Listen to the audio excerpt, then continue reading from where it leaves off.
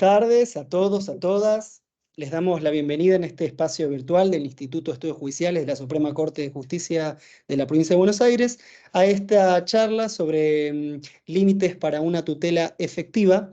Esta es una actividad que se ha organizado por el Instituto de Estudios Judiciales a través de su Consejo Departamental en San Nicolás y cuenta con el auspicio del Ateneo Bonaerense de Estudios Procesales y la Federación Argentina de Estudios Procesales. En este momento les estoy copiando en el chat un formulario para que puedan completarlo. Esto es para acreditar su participación en esta actividad. Para dar comienzo, vamos a escuchar a la doctora Amalia Fernández Balvis, jueza de la Cámara de Apelación Civil y Comercial de San Nicolás, coordinadora del Ateneo Bonaerense de Estudios Procesales. Amalia. Hola Camilo, gracias, buenas tardes y bueno, tenemos el gusto enorme de presentar a la doctora María Eugenia Chapero con esta actividad tanto del Instituto de Estudios Judiciales como del Colegio de Magistrados de San Nicolás, el Colegio de Abogados de San Nicolás, como ya dijo Camilo, el Ateneo Bonaerense de Estudios Procesales, integrante de la FAEP, la Federación de Ateneos de Estudios del Proceso, asimismo con el auspicio de la Asociación Argentina de Derecho Procesal. Bueno, todas estas organizaciones, estos institutos están entusiasmados por esta charla que tiene que ver con un tema que nos ocupa en estos días y que es la vulnerabilidad y, como va a exponerlo la doctora María Eugenia Chapero, los límites para una tutela efectiva. María Eugenia Chapero es jueza de Cámara de Civil Comercial y Laboral de Reconquista, provincia de Santa Fe. Es magíster por la Universidad Austral en asesoramiento jurídico para empresas y cursó la especialización para la magistratura en la UCA de Rosario. Es miembro fundadora y actual vicepresidente primero de la Red de Mujeres para la Justicia y a su vez directora del Instituto de Género del Colegio de Magistrados de la provincia de Santa Fe. Es coordinadora del Ateneo Procesal de Reconquista, integrante de la Junta de Coordinadores de la FAEP y autora de artículos de doctrina en temas de género, de derecho procesal y de derecho civil y comercial. María Eugenia, bueno, bienvenida, tenemos una larga amistad y para mí es un placer que formes parte de esta actividad que es tan nutritiva del Instituto de Estudios Judiciales, que tiene realmente un trabajo muy prolífico en el que participan no solo los conectados, sino también todos aquellos que después se van incorporando de forma asincrónica y todos aquellos que están interesados en este tema. Bueno, te dejamos en uso de la palabra. Muchas gracias por participar en esta actividad. Buenas tardes, es un honor estar compartiendo con ustedes hoy esta tarde de aprendizaje compartido. Agradezco especialmente a mi amiga, la doctora Amalia Fernández Balvis, por esta invitación, que lo ha hecho en nombre de instituciones bonaerenses como el Ateneo Bonaerense, el Instituto de Estudios Judiciales de la Suprema Corte de Justicia de Buenos Aires, tenemos también el auspicio de la FAEP, de la Asociación Argentina de Derecho Procesal, así que bueno, el agradecimiento por este espacio. Y especialmente en esa hoja de ruta que ha planteado de un poco de mi vida Amalia, quiero resaltar dos pertenencias que me honran especialmente, que tiene que ver con mi pertenencia a la Red de Mujeres para la Justicia, que detento la vicepresidencia primera junto a la doctora Claudia Caputi, y la pertenencia a la FAEP, porque entiendo que son dos asociaciones que están hermanadas con sus ADNs estructurales, en ser netamente federales, netamente transversales, que están imbuidas de principios de colaboración, de ejercicio radial del poder. En la Red de Mujeres para la Justicia decimos conseguimos el poder para y no sobre. Entonces, en ese ideario que tiene que ver también con el ideario de la FAEP, del activismo, que tiene como norte la tutela judicial efectiva, la instrumentalidad de las formas para asegurar los derechos del ordenamiento jurídico, y digamos, en eso nos aúna en estas dos instituciones, y creo que hoy este tema está muy conectado con esa tutela judicial efectiva y cómo hacemos los operadores jurídicos para lograrla. el tema que nos convoca es la vulnerabilidad. Límites para una tutela efectiva. Y yo quería, el PowerPoint se los voy a dejar como, porque ahí van a estar los datos de los fallos que vamos a comentar y que vamos a charlar. Pero solamente esta presentación con esa imagen. Porque el tema de la vulnerabilidad remite a, si queremos filosóficamente, a una calidad humana, a una calidad del ser humano, porque todos somos vulnerables. Somos finitos, estamos sujetos a la muerte. Sabemos como seres humanos que dos cosas sí o sí nos van a pasar. Una es que nos vamos a morir, escuché alguna vez, y otra es que nos vamos a equivocar. Entonces, esa vulnerabilidad de origen del ser humano puede ser que la compartimos todos, pero no es esa la que importa en un abordaje jurídico, sino que es la vulnerabilidad jurídica. Y por eso es este gráfico que creo que es el que quiero que lo queden en sus retinas para todos estos 50 minutos. Porque como operadores jurídicos tenemos que detectar lo que está en negro. Cuando una vulnerabilidad de origen, una fragilidad existencial, se transforma en una vulnerabilidad jurídica. Y creo que el kit de ese pase de vulnerabilidad existencial o de origen a vulnerabilidad jurídica está en la palabra inefectividad. Está en cuando hay riesgo o peligro de inefectividad de derechos. Entonces, esta imagen, además de que nos muestra de que no estamos tratando, de que no es la vulnerabilidad humana la que vamos a ver hoy, sino que es la jurídica, que tenemos que detectar la que está en rojo, a esa persona para darle la tutela especial, sino que también nos remite que la sola pertenencia a un grupo catalogado estructuralmente como vulnerable, desaventajado, llámese ancianidad, mujeres, niños, discapacitados, no nos transforma automáticamente en vulnerables jurídicos, sino tan solo cuando hay un peligro cierto de inefectividad. Entonces, las palabras, a mí me gustó en una conferencia que dio la doctora Kamelmacher de Carlucci sobre este tema, una autora francesa que ella recomendó y que conseguí su libro, que se llama Elisabeth Bayet, y ella habla de los heridos de la vida y los heridos jurídicos. Y lo que transforma los heridos de la vida con una fragilidad existencial en heridos jurídicos justamente es la inefectividad. Entonces, ¿cómo hacemos para, como operadores jurídicos, evitar que una persona con una debilidad existencial de origen se transforme en un herido jurídico? ¿Cómo preservamos desde el derecho ese paso que no se produzca? Y es límites para una tutela efectiva. Entiendo que los límites preservan, los límites cuidan.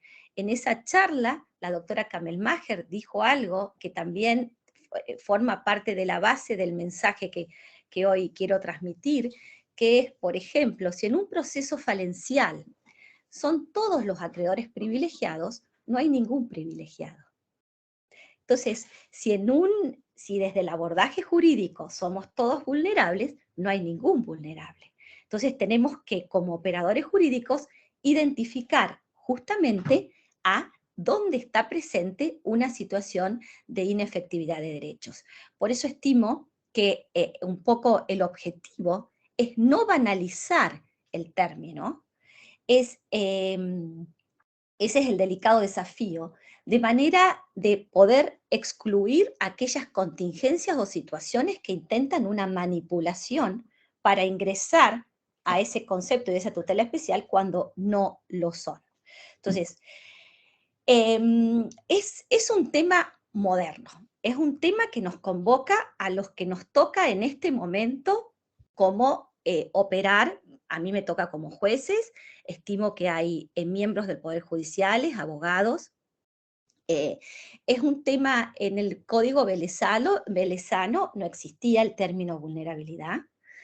En el Código Civil y Comercial está nombrado una vez, pero que la Corte cada vez más, se hace, digamos, en un comentario reciente a un fallo de la Corte, la persona que comentaba se tomó el trabajo de decir que desde la instauración de la Corte Suprema de Nación hasta el año 2009, de ese fallo García, en 32 sumarios la Corte de Nación utilizó el término vulnerabilidad en diversos sentidos.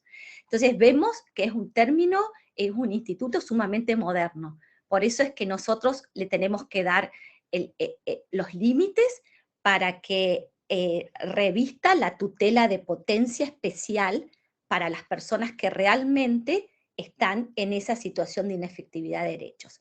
Porque la sola pertenencia a un grupo desventajado o estructuralmente desigual no coloca inmediatamente en una tutela especial. A medida que vamos desarrollando, lo voy a ir desarrollando un poco más.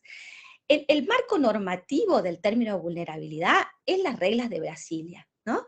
Las 100 reglas de Brasilia, como sabemos, que fueron de febrero de 2008, surgen de una 14ª cumbre iberoamericana de jueces, y fueron receptadas por las Supremas Cortes, por las Cortes Supremas de los distintos países de Iberoamérica, y ese es el marco conceptual, y en ese marco conceptual, como los define, ya está los dos conceptos ejes. Está, porque como define las reglas de Brasilia, a las personas vulnerables se considera en situación de vulnerabilidad aquellas personas que por razón de su edad, género, sexo, género, estado físico o mental, diferencia, o por circunstancias sociales, económicas, étnicas o culturales, encuentran especiales dificultades para ejercitar con plenitud frente al sistema de justicia los derechos reconocidos por el ordenamiento jurídico. Es decir, que acá está la debilidad de origen, la debilidad existencial y el riesgo de inefectividad.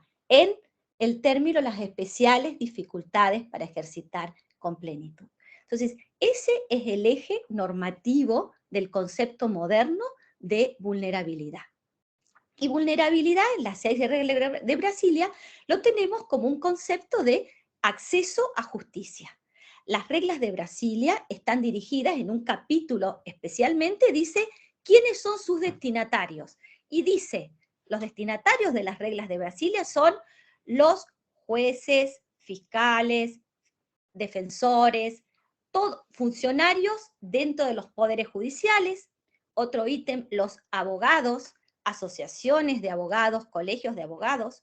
Otro ítem, policía y servicios penitenciarios. Todo esto lo recalco porque son los destinatarios de las reglas de Brasilia. Esta charla está enmarcada en que digamos, yo la estoy dando y estimo que ustedes también la están recibiendo como operadores jurídicos, que nos toca tratar con casos concretos. No lo estamos haciendo como legisladores, como destinatarios del mandato constitucional del artículo 75, inciso 23, porque ese mandato constitucional de acciones positivas para asegurar una igualdad real con grupos desventajados, y nombra ancianidad, discapacidad, niños y mujeres, ese es un mandato constitucional para el Congreso.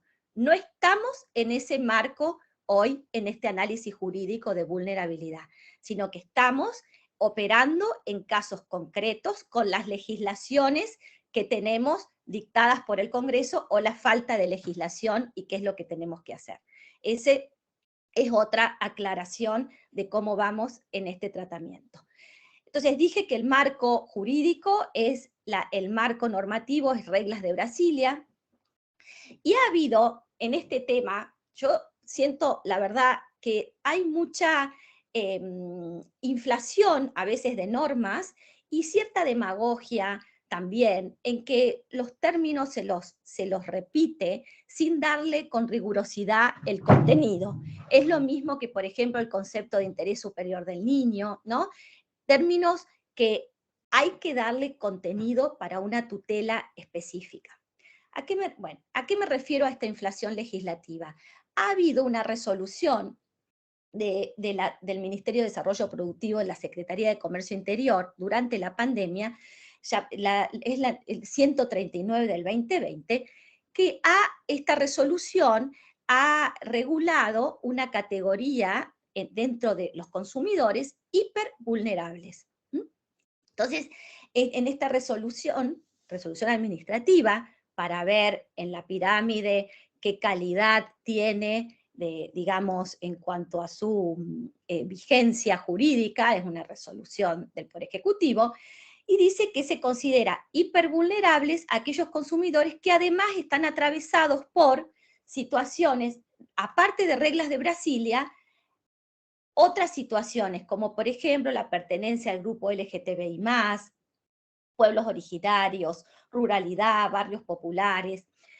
Y lo que regula la modulación que proponen los procedimientos administrativos es un lenguaje accesible, lenguaje claro, y un deber reforzado de colaboración de los proveedores. ¿Por qué digo una inflación legislativa? Porque, primer punto, lo único importante que rescato de esta resolución es que el término hipervulnerable nos asocia a un término que viene de la sociología, que es de la interseccionalidad. Entonces, la hipervulnerabilidad es cuando se van superponiendo respecto de una misma persona distintas capas o situaciones de desigualdad estructural. Es decir, al concepto de mujer, discapacitada y migrante, por ejemplo, una hipervulnerabilidad derivado de una interseccionalidad.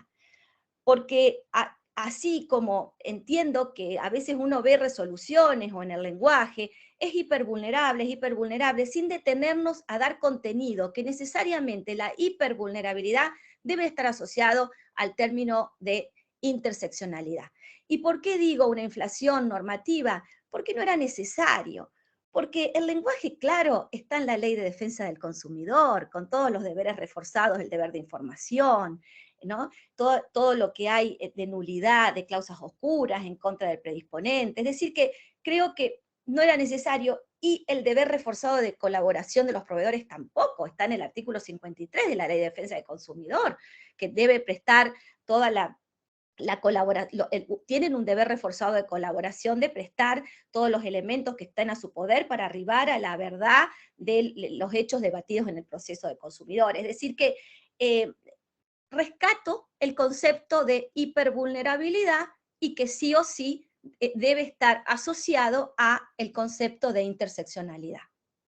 Entonces, la vulnerabilidad dijimos que es un concepto entonces de importancia, es la modernidad, y que es nuestra responsabilidad funcional, convencional, constitucional, darle contenido. En la Constitución no se habla del término vulnerable, sino que la Constitución remite a grupos estructuralmente desventajados que son beneficiarios de acciones positivas por parte del Congreso. Por parte del Congreso.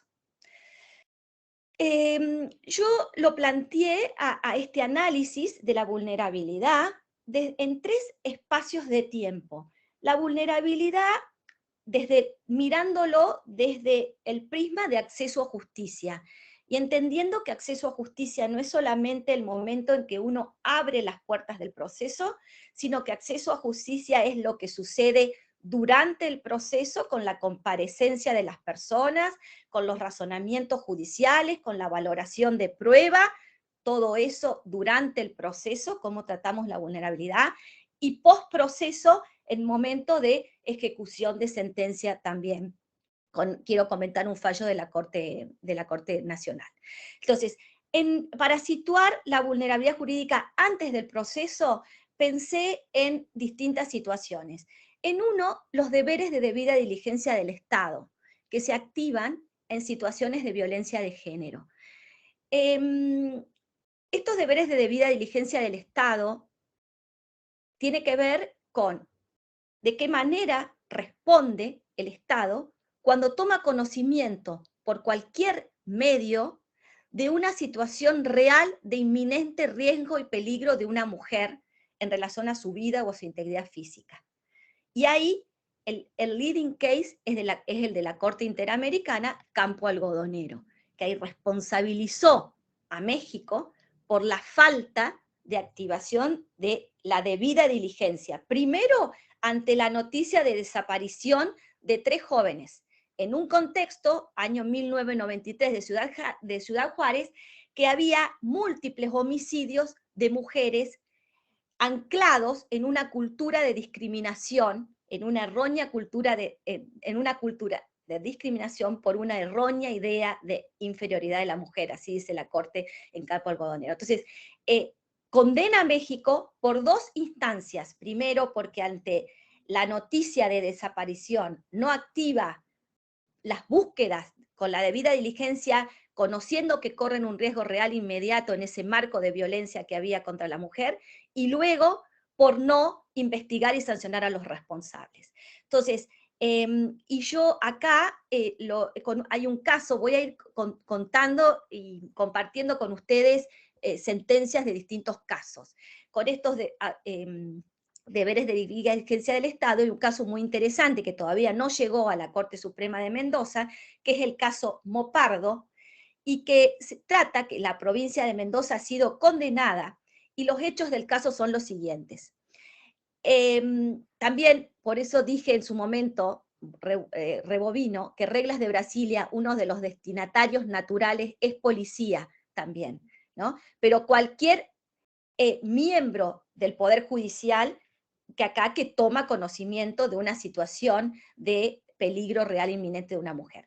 El caso Mopardo se trataba de un llamado al 911, que el 911 es un servicio operado por policía, en que un hombre dice: estoy escuchando a una vecina que está gritando pedido de auxilio, me mata.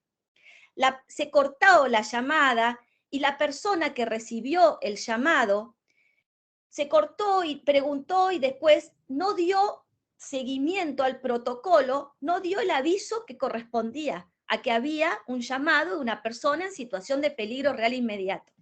Entonces, en el análisis en la demanda contra el Estado de Mendoza por esta falta de activar un deber de debida diligencia ante este anoticiamiento a policía a través de 911 de esa situación real de peligro, se dictaminó en la investigación que había 2 móviles policiales a 2 cuadras del domicilio de donde se denunció esa situación de violencia. Entonces el Estado fue condenado, porque no es que los estados son condenados por todos los femicidios que acaecen en el territorio, no. El quid para la condena es si había una posibilidad razonable y cierta de prevención por parte del Estado. Y acá, si se hubiera activado el protocolo, había una posibilidad cierta de prevención porque había 2 policías a 2 cuadras del domicilio donde se denunció. Entonces, todavía no llegó a la Corte de Mendoza, pero es un antecedente de cómo una situación de vulnerabilidad por pertenencia a un grupo, acá es una mujer, y que está en un riesgo, no potencial, en un riesgo cierto de inefectividad de derechos, que es la máxima, que es el atentado contra la propia vida, ¿no? Entonces, acá se ve la vulnerabilidad como activa en este momento de abrir las puertas de un proceso o abrir las puertas de una respuesta oportuna. En este momento también, en este estadio, tomo también otro ejemplo, son los procesos autosatisfactivos de medidas de protección. Ahí pongo ejemplo de 2 sentencias que tuvieron bastante repercusión, son de la justicia de paz de Corrientes. La justicia comunitaria, no sé cómo es en provincia de Buenos Aires, en la provincia de Santa Fe tiene un diseño, yo pienso que, porque es del año 2011 nuestra ley, y pensabas una justicia moderna concebida antes de tiempo, y que todavía necesitamos ciertos arreglos legislativos para sacarle la eficiencia de lo que nos puede realmente brindar como una tutela de cercanía, como una tutela informal, próxima de la justicia de paz y justicia comunitaria. Y estos 2 casos son 2 procesos autosatisfactivos es decir, que se agotan con esas órdenes de protección de juzgados de paz de Corrientes. Uno tuvo que ver, uno fue durante la pandemia, se trataba de un adolescente de 13 años de escasos recursos, con un retraso madurativo, con un retraso cognitivo no diagnosticado, que fue descolarizado por el director de establecimiento educativo al que asistía por razones formales. Y la gente de asistencia social del municipio, era Curuzucuaptiá, creo, toma conocimiento de esta situación, de la deslocalización del adolescente, en un contexto de absoluta vulnerabilidad con riesgo efectivo de inefectividad, no solo por la situación económica, sino que el padre murió de COVID durante el proceso y con familia, poca familia para poder asistirlo. Entonces ahí, ante un llamado por teléfono de un asistente social del municipio, el juez de paz ordena en un proceso autosatisfactivo una medida de reincorporación, de escolarización inmediata del adolescente y el acompañamiento necesario desde el ámbito educativo. Es decir, que acá, y otro proceso también que tuvo resonancia y salió en los medios hace poco, también de la justicia comunitaria de Corrientes, tiene que ver con un caso de bullying,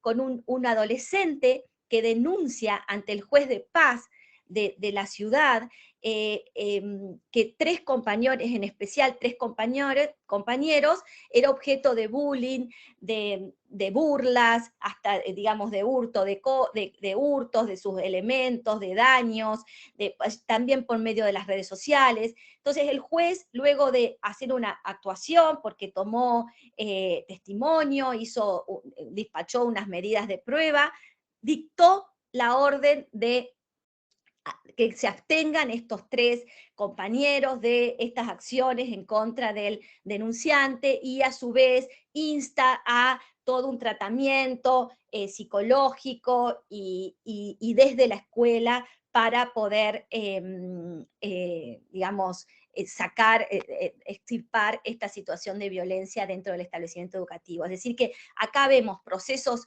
autosatisfactivos con fuertes órdenes que se agotan en sí mismos con medidas de protección. Nosotros en la provincia de Santa Fe, la materia de violencia de género y de violencia doméstica la tenemos regulada en una ley que es la 11.529, que también se resuelve por medio de medidas autosatisfactivas.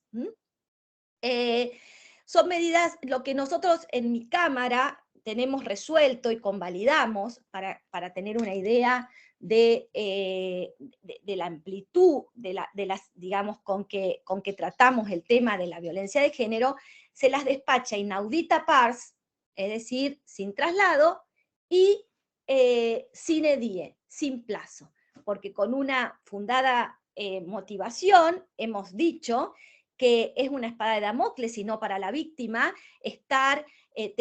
tener que ir al juzgado para lograr prórrogas y más prórrogas, cuando en realidad esas situaciones solo se resuelven no porque el juez fije un plazo, sino porque hay hechos nuevos que significa que se modificaron las situaciones que le dieron sustento. Entonces, cuando ya sea que apelan en cámara, yo soy apelación ordinaria de violencia, de las medidas de violencia, es decir, que todas las medidas despachadas cuando apelan pasan por cámara. Por protocolo escuchamos por separado a la persona denunciante, no me gusta decirle víctima, sino persona en situación de violencia, y el denunciado. A veces tenemos que instar a cierta prueba, algunos informes, y luego modulamos la medida o en el 90% de los casos la confirmamos. A veces ellas mismas nos dicen ya no es más necesario, ya digamos, entonces ahí las modulamos en cámara. Y si no, se modulan por unos pueden ser con un proceso aparte para levantamiento o modificación de la medida. Lo que quiero, ahora recientemente, justo ayer o hoy, firmamos una que la quería compartir con ustedes para ver cómo es necesario para darle, son tutelas, francamente, son tutelas súper potentes, estas que estamos convalidando, autosatisfactivas, inaudita pars y sine die. Pero eso significa que los operadores tenemos que ser realmente cuidadosos para que las circunstancias de hecho no generen una, que la finalidad sea contraria a una tutela de protección. Son tutelas de protección de personas, que lo que tienen es a preservar la integridad física, a descomprimir una situación de riesgo real o inminente, o a preservar, a través de medidas de exclusión, evitar daños, ¿no? Las medidas de prohibición de acercamiento. Entonces, para preservar, para que esa persona pueda ser efectivo su derecho a vivir una vida libre de violencia. Este caso que voy a contar es para ver, justamente es limitativo, es los límites para una tutela efectiva, para no desnaturalizar institutos de protección tan potentes. Inaudita pars y sine die. Por eso son potentes, por eso es que tenemos que ser tan cuidadosos. Este caso acá es una pareja que estuvieron un año de noviazgo. El señor de 68, 70 años, un señor grande que vivía en el campo, compró una casita en el pueblo y se fue a vivir con su novia, con la señora, los escuchamos a los dos, y estuvieron 4 meses. Fue 2022, porque acabamos de despachar la modulación que les voy a contar. En mayo fueron a vivir juntos y la denuncia de violencia de ella fue en noviembre del 2022. Es decir, que fue una unión convivencial de 4 meses, sin hijos, menores, incapaces, sin hijos en común. Y ella, en el relato de la denuncia, cuenta que ella siempre vivió a unas cuadras de esa casa, en la casa con sus hijos. Durante 13 años vivió en esa casa. Pero situaciones que ya hacían imposible la convivencia con el señor, porque se ha puesto muy violento, muy celoso, tenía armas, ella tenía mucho temor. Toda esa situación nosotros no ponemos en duda la credibilidad de todo el relato de ella, pero ella dice que ella entonces se fue a vivir a la casa donde siempre vivió y pidió una orden de exclusión de él y de reintegro de ella, y una prohibición de acercamiento. Entonces, nuestra resolución, y que es una resolución en realidad que hay que pensarla, pero creemos que es el camino correcto para no evitar un abuso o un uso contrario a sus fines de institutos tan potentes, nosotros analizamos, a ver, ante el cese de una unión convivencial, ¿cómo se regula la atribución del hogar? Porque estas medidas son de protección de persona, para descomprimir una situación real inminente de riesgo hoy o para prevenir en el futuro, por eso la prohibición de acercamiento. No tiene que ver con nada patrimonial de uso del hogar conyugal, ¿no? O del hogar convivencial. Acá se trataba, no había hijos menores incapaces. ¿Cómo regula el Código Civil y Comercial esta situación de cese de la unión convivencial con respecto al hogar? Dice que se podrá atribuir al conviviente que no es titular, acá el titular, el que compró, era el señor, en casos de la existencia de hijos menores incapaces o discapacitados, no era este caso, o en caso de imposibilidad inmediata de procurarse una vivienda. Es decir, que es solucionar en el momento. Acá la señora ya volvió al lugar donde vivió durante 13 años. Entonces entendemos que su derecho inalienable a vivir una vida libre de violencia se protegía con creces con una prohibición de acercamiento. Y que la cuestión de la exclusión y reintegro de ella fue un exceso que desnaturaliza la medida de protección tan potente. Entonces, volvimos las cosas a su estado, mantuvimos la prohibición de acercamiento con una vuelta atrás en la exclusión y reintegro de ella, porque no, reitero, no hay hijos menores, incapaces ni discapacitados, y no había una imposibilidad inmediata de conseguirse una vivienda. Para ver cómo cómo desde operadores judiciales tenemos que modular estas respuestas frente a supuestos de vulnerabilidad jurídica, ¿no? Entonces, ¿cuál es la inefectividad? Para ver exactamente y que sean respuestas que preserven las tutelas potentes que tenemos para estas situaciones. Otro caso, en este momento antes, estamos todavía en estos ejemplos antes de inicio, de apertura del proceso, están conflictos de competencia.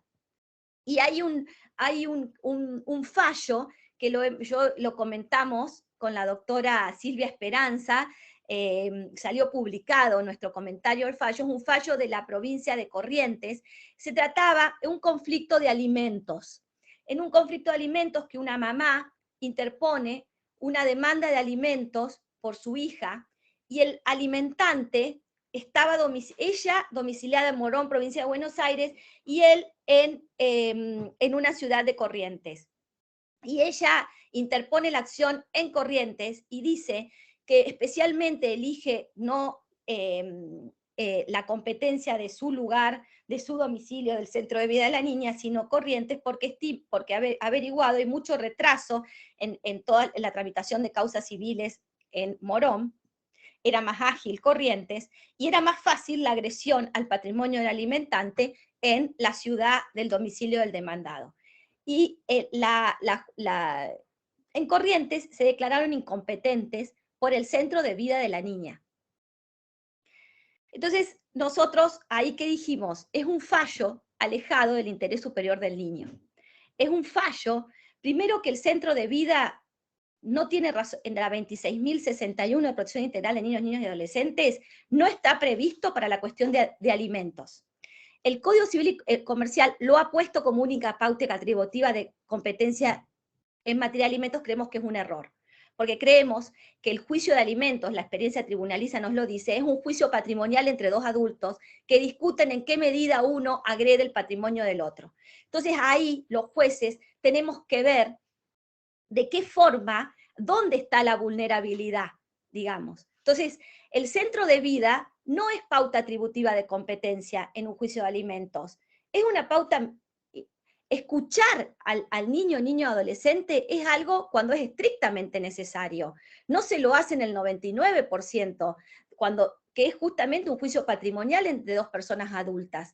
Entonces, ahí, ¿de qué manera los jueces tenemos que activar la mirada para saber, acá la vulnerabilidad es de la mujer que está reclamando, porque los conflictos de alimentos están atravesados en un 100% por la cuestión de género, porque son las mujeres en un 99% las que reclaman alimentos por parte de los padres no convivientes. Entonces, ese paternalismo por parte del Estado, del Poder Judicial, que le dice, no, lo que usted me está diciendo no le puedo hacer gular porque dogmáticamente aplico conceptos centro de vida, interés superior, que son alejados al interés superior, ¿no? Entonces, eso como ejemplo de, por ejemplo, conflictos de competencia, poder activar la mirada, ¿dónde está la inefectividad de derechos, la vulnerabilidad? Voy a ir más rápido porque creo que va pasando el tiempo. Sí. Durante el proceso, esto creo que a mí es lo que más me interesa transmitir, porque creo que es la idea como más disruptiva para pensar juntos. ¿De qué manera los operadores jurídicos, los jueces, nos transformamos nosotros en los que apretamos el gatillo para transformar una herida jurídica, una herida de origen, en una inefectividad de derechos? Y es a través de nuestro razonamiento judicial. Es a través de nuestro razonamiento plagado de sesgos y de prejuicios. Entonces, el llamado es a activar, como activamos la perspectiva de género. Yo la llamo conciencia de género, porque entiendo que es un saber más amplio, más profundo, más de adentro, pero eso es para otra charla, si hablamos de género.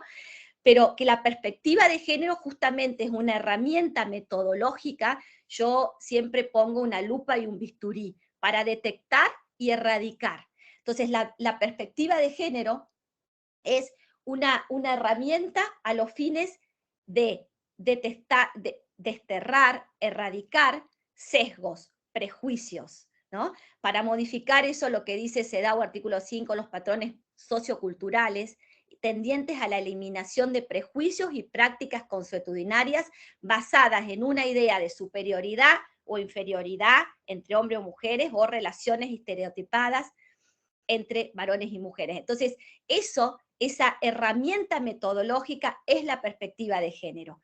Y en un caso paradigmático, que todos lo debemos conocer, pero vale la pena contarlo a los hechos para recordarlo, por ejemplo, Artavia Murillo, lo tomo como un ejemplo bien claro de qué manera hemos sido ahí, ha sido el Poder Judicial el que apretó el gatillo para transformar una cierta debilidad por pertenencia a un grupo estructuralmente desventajado por orientación sexual en inefectividad de derechos.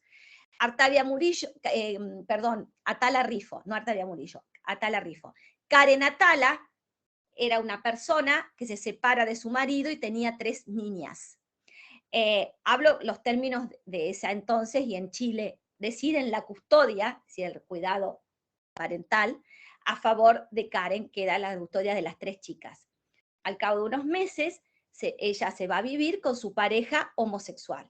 A raíz de esto, el padre de las chicas pide la custodia exclusiva para él. En primera y en segunda instancia le rechazan, y la Corte de Chile revoca y le da la razón al padre. Y luego Chile ha sido condenado por la Corte Interamericana por la discriminación que sufrió Karen Atala de manos del Poder Judicial de Chile. Entonces vemos acá cómo esa pertenencia, que es una categoría de protección, la pertenencia por una orientación sexual, esa orientación sexual de Karen Atala la transformó en una discriminación en sus derechos para la custodia de sus hijos, ¿no? Entonces, cómo acá vemos claramente una decisión que con sesgos, con prejuicios, en campo algodonero, la Corte define este concepto de sesgos y prejuicios y dice que son las ideas preconcebidas, generalizaciones acerca de papeles, roles o características que debieran tener hombres y mujeres, ¿no? Entonces, la Corte de Chile, en una decisión violando la igualdad de la ley de Karen Atala, porque no la ha medido como una mujer heterosexual, la ha discriminado por su orientación sexual, ha transformado esa pertenencia a ese grupo por orientación sexual homosexual, ha transformado en una inefectividad de sus derechos a la hora de ser elegida como custodia de sus hijas. Entonces, ese caso es el claro ejemplo de cómo tenemos que estar alertas para que en el razonamiento judicial no nos transformemos nosotros los que transformamos a los heridos de la vida o a los pertenecientes a grupos estructuralmente desiguales o desventajados en encima heridos jurídicos, ¿no?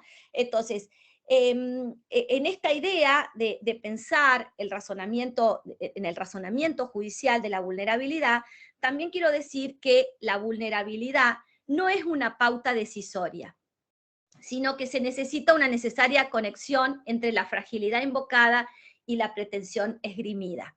Por ejemplo, ¿qué digo que la vulnerabilidad no es una pauta decisoria? Que la sola pertenencia, la sola ser mujer, niño, ser discapacitado, no me da que sea la pauta decisoria a que se me acoja la pretensión que yo estoy pidiendo en un juicio. No, sino que tiene que haber una conexión, con ejemplos de distintos casos. Hay un caso que nos tocó, por ejemplo, acá 2 casos, ¿no? Situación de embarazo, nos tocó en nuestra cámara, situación de embarazo. En uno yo quedé en disidencia, que es en este que voy a contar. Se trataba de una embarazada que tenía que asistir a una audiencia, artículo 51, como audiencia preliminar, bueno, ¿no? Que es una audiencia muy importante porque ahí se produce la confesional con importantes consecuencias adversas si uno no justifica su inasistencia. Y ella presenta un certificado médico que estaba a escasos días de la fecha probable de parto y que estaba haciendo reposo. el certificado médico no decía dónde estaba haciendo reposo. Entonces fue objetado por la otra parte, porque eso le impedía, dijo la contraparte, hacer el efectivo contralor de que estaba efectivamente en reposo. Y en primera instancia hicieron lugar a la objeción y la tuvieron por no justificada a la audiencia artículo 51 por no decir el certificado donde estaba haciendo el reposo. Ella, aparte, acompañó, eso lo tuvo en cuenta el juez de primera instancia, pero igual así no le hizo lugar, acompañó el acta de nacimiento de que 3 días posteriores a la audiencia nació el chiquito. Es decir, que esa prueba complementó la veracidad de su imposibilidad de concurrencia a esa audiencia. Y yo, si bien dije que aún iba a perder, porque toda la otra prueba era abrumadora para perder el juicio laboral, pero dediqué por una cuestión de un imperativo de perspectiva de género, de que no dar por justificada esa inasistencia significaba un fallo carente de perspectiva de género, porque se la colocaba en una situación de desigualdad. ¿Quiénes son las que están en esas condiciones, esa causal de física de imposibilidad? Solamente las mujeres. Entonces, una norma aparentemente neutra a ella la afectaba de una manera especial, ¿no? Entonces, y que, bueno, entonces que una interpretación correcta con perspectiva de género hubiera sido dar por justificada la incomparecencia a esa audiencia. Sé que hay en provincia de Buenos Aires, no sé, hay un anteproyecto de Código Procesal de Familia que regula la vulnerabilidad, y entre las modulaciones que propone es la justificación o no de asistencia o no a audiencias, por ejemplo. Pero bueno, ese es un caso como el embarazo está acreditada una situación de inefectividad. Esa vulnerabilidad, fragilidad física, la transformó en una inefectividad.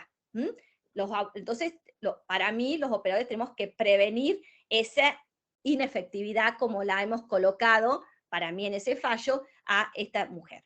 Otra situación de embarazo, yo después le dejo para los fallos, porque creo que quiero ir más rápido. Otra situación de embarazo que fue rechazada la demanda, pese por distintas cuestiones que analizamos el embarazo y no era pertinente que tenga la tutela especial de la indemnización por despido durante el embarazo. Le dejo el fallo para después verlo, porque si no, no voy a llegar con el tiempo. Pero lo que yo quiero, digamos, es que no banalizar el concepto, no es pauta decisoria. Otro caso también que quiero comentar, que es de nuestra Cámara, que tiene que ver con una demanda, una mujer que demanda a su obra social ser resarcida por los gastos. Los hechos fueron así. Se le detecta un cáncer en la boca, y se va a atender, la persona domiciliada en Reconquista, se va a atender con un mejor especialista que ella elige en la ciudad de Rosario. Y con esa persona ya determina el día de la intervención quirúrgica para el cáncer que se le diagnosticó. Lo comunica a su obra social. La obra social, nosotros valoramos los intercambios de mail, fue muy diligente, inmediatamente le comunica que ese profesional está por fuera de los médicos que ellos tienen contratados y que ella le corresponde por el contrato de obra social. Y entonces le da un teléfono para que tenga una relación física con una persona que se va a encargar de la urgencia del caso, que la va a conectar con el especialista, le dice estos son los especialistas y estos son los sanatorios, los centros asistenciales donde se puede usted hacer la intervención, que no es donde usted está eligiendo. Ella ni contesta, va, se opera con la persona que eligió, en el sanatorio que eligió el médico, el especialista, y luego interpone la demanda de daños la demanda de resarcimiento, de reembolso y daño moral contra la obra social. En primera instancia vino todo admitido, concepto hipervulnerable, así, digamos, de esa forma que yo creo que es lo que tenemos que empezar a limitar para tutelar efectivamente. Y la realidad es que en Cámara analizamos la situación. Primero, no advertimos una situación de hipervulnerabilidad. Todo el término de la sentencia era hipervulnerable. La situación de mujer y enferma en una contingencia frente a una obra social no me transforma automáticamente en inefectividad de derechos. Tanto no tuvo inefectividad de derechos que pudo viajar y hacer la operación con la persona que eligió. Es decir, que no entendimos ninguna situación, hipervulnerabilidad, interseccionalidad, no existía. Toda la prueba fue direccionada al testimonio de amigas de todo el dolor que ella pasó frente al cáncer, cómo la acompañaron, y todo eso es innegable. Frente a una enfermedad de ese tipo, es innegable todo el sufrimiento que pasa un ser humano. Pero de ahí a que entendimos que nosotros rechazamos la demanda porque entendimos que no había una situación de hipervulnerabilidad, que la obra social actuó con debida diligencia para el caso, y que la única forma que hubiera podido analizarse una responsabilidad de la obra social era si se hubiera demostrado que lo que la obra social ofrecía como prestación no se adecuaba para sus chances de curación. Pero si no, ella se avino a un contrato con una determinada cartilla que se activa ante un momento de enfermedad, es decir, que ese caso como para pensar que no es una pauta decisoria, automática, y que el concepto de hipervulnerabilidad lo tenemos que reservar para los casos de hipervulnerabilidad. Entonces, en esos son los límites para la tutela judicial efectiva. Después, bueno, casos por ejemplo, la Corte Nacional, en 2 casos resuelve completamente distinto respecto a, en uno dice, no corresponde acceder al pronto pago de indemnización por mala praxis reclamada por los padres de un niño en el marco de una quiebra, con la base de la sola invocación de la Convención de los Derechos del Niño cuando no se acreditaba una situación asistencial relativa a la salud del menor que ameritara esa prelación prioritaria. Y en otro caso dice, sí correspondía acceder al pronto pago en una situación similar, cuando la indemnización revelaba un carácter médico asistencial por ser indispensable para el tratamiento del menor en atención al costo oneroso y la falta de recursos de los padres desocupados. Entonces, en esto lo que quiero transmitir es la importancia de explicar, tanto abogados como jueces, la necesaria conexidad que debe existir entre la fragilidad invocada y la tutela especial pretendida, ¿no?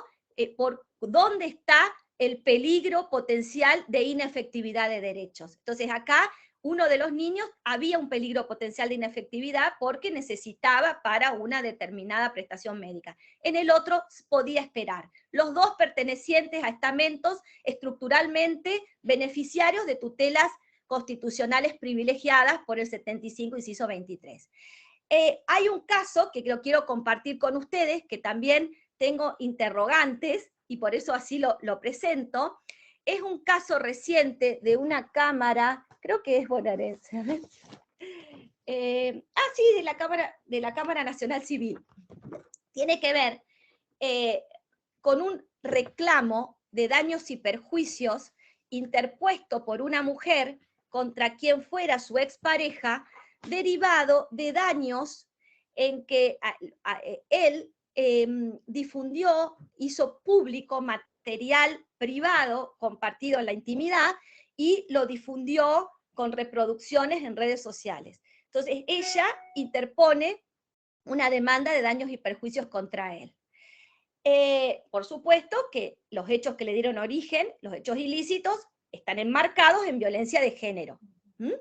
Este tipo de violencia afecta especialmente a la mujer, porque es mujer y en forma desproporcionada a la mujer, ¿no? Los varones, en general, no están expuestos a este tipo de hechos. Entonces, no van a ser reclamantes de este tipo de daños.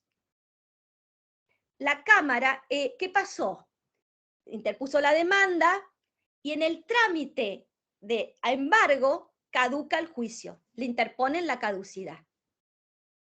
Y la verdad que, bueno, en primera instancia declara la caducidad, porque había pasado el término, creo que en el Código Procesal es de 9 meses ahí, ¿no? Entonces, declara la caducidad. La Cámara revoca. Y eso es lo que a mí no me termina de gustar y creo que hay que dar rigurosidad y creo que hay caminos, pero tienen que ser caminos técnicos y rigurosos para arribar a las mismas soluciones. ¿La Cámara qué hace? La Cámara hace vericuetos y nombra CEDAW, nombra Belén do Pará y dice que en este caso declarar la caducidad la coloca en una revictimización y hasta en violencia institucional. Y entonces yo declaro que este proceso no ha caducado. A ver, primer punto. Violencia institucional por el cumplimiento de una ley, porque en realidad es norma, está la norma del Código Procesal. Entonces me parece un exceso, no es ese, a mi punto de vista, el camino correcto. El Código moderno, con un legislador imbuido de perspectiva de género, como es el legisladora del Código Civil y Comercial, ha previsto que el impulso oficioso lo excepciona para los supuestos de contiendas entre personas capaces y de contenido económico, que es este caso. No lo ha excepcionado, por ejemplo, a reclamos de daños derivados de hechos ilícitos atravesados por violencia de género. No lo ha hecho ese legislador moderno. Luego, la Ley de Protección Integral de la Mujer, la 26485, cuando habla en el artículo 30 de que el juez es el director del proceso y que hacer medidas de prueba, pero lo habla en el marco del proceso de violencia, del proceso en el marco de violencia. En otro artículo dice, cuando estos hechos dieren origen al resarcimiento o reclamo de daños y perjuicios, se regirán por las normas de derecho aplicable, derecho común aplicable. Es decir, que en el marco, en el entramado normativo, no hay una excepción para estos casos. Y yo la única forma que veo sensata es declarar la inconstitucionalidad de este artículo en función de, ¿pero por qué? ¿Y qué es lo que se debe acreditar? ¿Qué es la vulnerabilidad de esta mujer? Para mí, lo que se tiene que demostrar es un riesgo de inefectividad. El solo hacer un nuevo juicio, estimo que no es una inefectividad. Ella debiera demostrar que tiene que pagar nuevamente, por ejemplo, los gastos para acceso a justicia y que eso le es imposible, o que ha operado la prescripción de la acción, porque la caducidad no interrumpió. Entonces ahí, en ese caso extremo, declarar la inconstitucionalidad de ese artículo, porque ¿qué son los derechos en juego en la caducidad? Es la seguridad jurídica, es la economía procesal, que al Estado le interesa que los procesos no estén sine die, ¿no? Entonces, ante ese interés del Estado, declarar que es inconvencional porque coloca a esta víctima de violencia en una vulnerabilidad jurídica porque tiene que volver a pagar, porque se le prescribe la acción, y entonces quedaría sin sanción y sin resarcimiento para hechos tan graves. Son propuestas, ya les digo, este fallo es de el 29 de diciembre de 2022, para ver la actualidad y la vigencia de estos temas. Y después, por último, porque ya creo que estamos con el tiempo, pero también en esta misma tónica,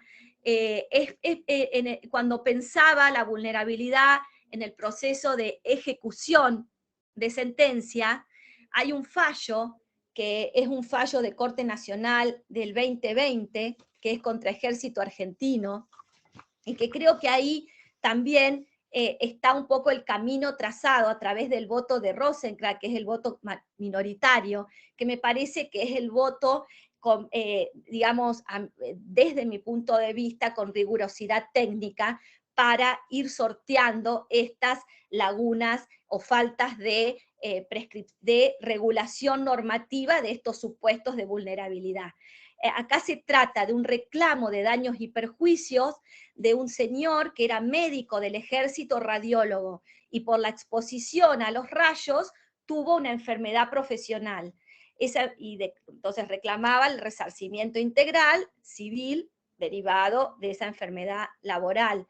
Y el estado de salud tuvo sentencia firme, que quedó firme, y que quedó firme en el año 2017, y que según la ley, que es la ley que rige la respuesta, cómo se pagan las sentencias de condena al Estado, recién iba a entrar en el 2021 para el cobro de esa sentencia pasada en autoridad cosa juzgada que le daba la creencia a los daños reclamados. Él alega, en primera instancia entonces pide la inconstitucionalidad de esa norma que regula la responsabilidad del Estado frente a sentencias, y dice que esa espera lo somete a una inefectividad de derechos. Y entonces, yo recomiendo leer este fallo, porque la mayoría de la Corte, sin declarar la inconstitucionalidad de esa norma, directamente, les digo, en un párrafo que dice que someter a una espera va contrario al espíritu realista y humanista de esta Constitución, se deja sin efecto. Y a mí me parece que en realidad los jueces no podemos dejar sin efecto, porque no está excepcionado. Esas excepciones las debe hacer el Congreso. El voto de la minoría, la mayoría también dice que él no reclamó la inconstitucionalidad y por eso no lo pueden hacer ellos, cuando en realidad el control difuso, creo que no necesita un pedido expreso, lo puede hacer, y lo ha pedido, el doctor Rosecrans pone en tal punto se ha pedido, y entiendo, entonces declara la inconstitucionalidad del artículo de la ley que regula la responsabilidad, cómo se ordena racionalmente la respuesta del Estado en el pago de las condenas pecuniarias por daños, y dice que en este caso, ante el cuadro irreversible, extremadamente grave, que ya estaba en un estadio de cuidados paliativos del señor, iba a tornar esa espera en ineficaz esa cosa juzgada, derecho de propiedad, por el artículo 17, artículo 18 de la Constitución Nacional, los afectados por esa espera, ¿no? Entonces ahí declara la inconstitucionalidad, que me parece que es el camino correcto, porque si no, los jueces no podemos hacer como si, no, existe un entramado normativo, es el Congreso el encargado, y nosotros entonces decir, en este caso particular hay una inconstitucionalidad por omisión, ¿no? Pero es para mí el camino correcto. Pero bueno, yo creo que estamos un poco con el tiempo. Sí, María Eugenia, vamos un poco cerrando. Vos hiciste una exposición entonces de esa vulnerabilidad desde el punto de vista preprocesal, digamos, anterior al proceso, durante la etapa del proceso y ya en la ejecución del proceso con digamos, una muestra de distintos fallos de distintos organismos donde abordaron cuál es el criterio de razonamiento para hacer lugar o no, o contemplar o no estas situaciones de vulnerabilidad.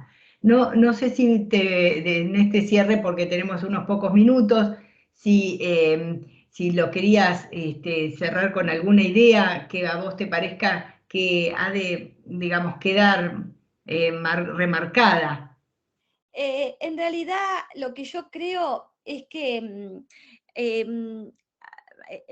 el mensaje es que no banalicemos el término de la vulnerabilidad jurídica, ¿no? Para evitar una manipulación de la causa, de que ingresen situaciones o personas que en este caso particular no están en rojo. Por eso me remito a la ilustración inicial, que el desafío como operadores es detectar el rojo. Y el detectar el rojo es detectar no solamente una situación de fragilidad existencial o de origen, sino peligro de inefectividad. Entonces la inefectividad, ineficacia es el eje, es lo que va a hacer diferenciar lo blanco de lo rojo. Y como operadores tenemos el deber constitucional, convencional de proteger, pero evitando una banalización del término. Por eso es que es tan importante la fundamentación, tanto al que aboga como, por supuesto, a los jueces. Perfecto. Entonces la idea que dejás es que el peligro de la inefectividad es el semáforo rojo que alerta sobre la vulnerabilidad. Sí. Esa sería una idea. Yo Sí. en una charla te escuché que vos relacionabas este tema con el proceso de Kafka y que aludías como imagen a esa idea del guardián cuando cierra la puerta de acceso a la justicia. Sí. ¿Querés decir algo sobre eso? Sí, en otra, porque tuve más tiempo, eran como 3 horas, y entonces en una charla para un posgrado, que también di este tema, y el título era De guardianes kafkianos a guardianes de la igualdad real.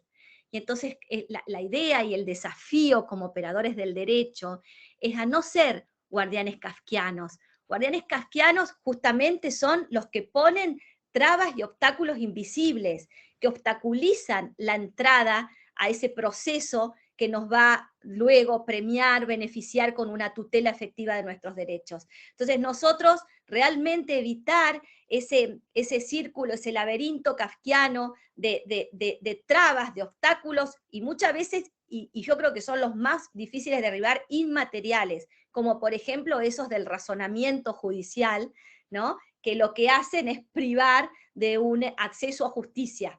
Acá era ante la vida la ley, ¿no? Ante la ley, era en el cuento de Kafka que se llama Ante la ley. Pero sí, la idea es para no ser guardianes kafkianos, sino guardianes de la igualdad real. Bueno, muchísimas gracias, Muchas Mario. gracias a ustedes. La verdad que el tiempo era lo que más me preocupaba, pero bueno, espero haber honrado. Lo hemos respetado perfectamente y ha quedado muchas de las personas, muchos de los asistentes interesados en que recibir este material, esto que has preparado, sobre todo la referencia a jurisprudencia que has hecho. Y bueno, como tenemos a los inscriptos, vamos a intentar a los distintos correos que se han registrado para este curso, que fue muy exitoso, te vamos a decir, con una participación para lo, ¿no es cierto, Camilo? Para lo que... Anduvimos muy bien y seguro que después también mucha gente lo va a ver en diferido por el canal, así que anduvimos, la verdad, muy bien. Con respecto a esto del material que algunas personas estuvieron preguntando, a partir de mañana vamos a tener un aula dentro del campus virtual del Instituto de Estudios Judiciales en la que vamos a subir este video para quien lo quiere volver a ver y demás, y también el material que nos propuso acá la doctora Chapero. En el mismo lab van a poder descargar el certificado de asistencia. Para esto sí es importante que se acrediten en el enlace ahí que estuvimos circulando en el chat. Mañana van a recibir igual un correo con toda esta información. Bueno, muchas gracias, Camilo. Muchas gracias, Camilo. Por favor, María Buenas Eugenia, tardes a todos. María y a todas las personas que nos acompañan. Celeste también. Nos vemos la próxima. Buenas tardes. Gracias. Hasta luego, buenas tardes a todos. Gracias por participar.